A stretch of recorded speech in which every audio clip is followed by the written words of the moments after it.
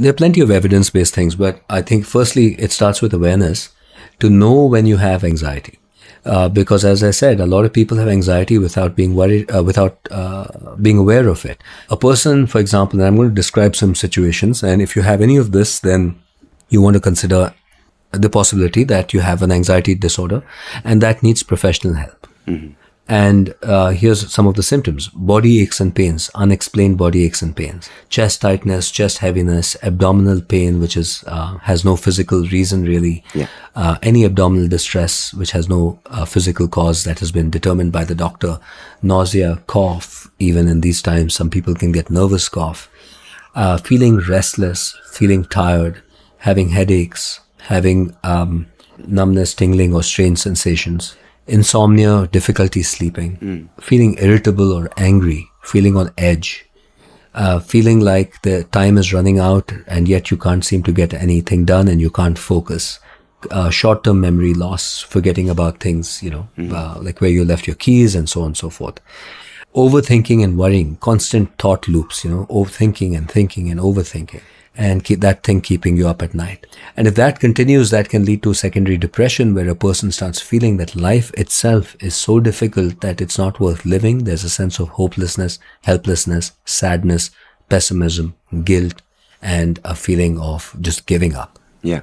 Now, if you have any of these, if you have this pattern, any of these symptoms, then my first message is, I don't want you to waste any more time in trying to do more and more self-help and reaching a point where you feel that life is not worth living.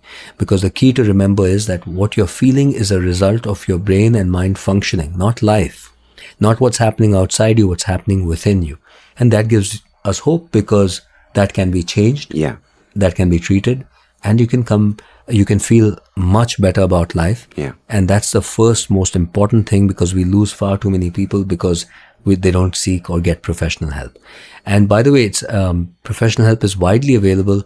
Today, there are many more mental health professionals available to suit all sort of budgets, and so don't hesitate in seeking help, whatever works for you. The second thing is to not suffer alone, to really talk to close people and to share what you're feeling with them. And to people who want to help others, I want you to really just listen. Don't try to solve the problem.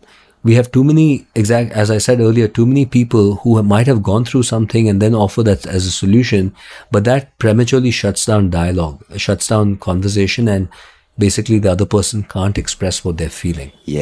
So just allow them to talk without judgment. Let them know that you're here for them, to listen, to offer support, to offer empathy, to just listen. And here for any danger signs or red flags, signs that they are suicidal, for example, they're thinking about death and dying or doing something. If that happens, take it seriously and make sure that they get professional help. The third thing that people can do is to start working on lifestyle. What we know about anxiety and depression and our stress response is that basically the stress response, as I said, is the autonomic nervous system, the fight or flight mechanism of the brain, that is being overstimulated by information about threat. So you want to A, decrease information about threat, or rather manage information about threat, B, manage interpretation about threat and risk, and C, manage how your brain reacts to threat. So the 3 steps. Number 1, manage the information that creates threat. B, manage the perception of threat to be more realistic. And C, manage the threat response itself at the level of brain, body, and mind.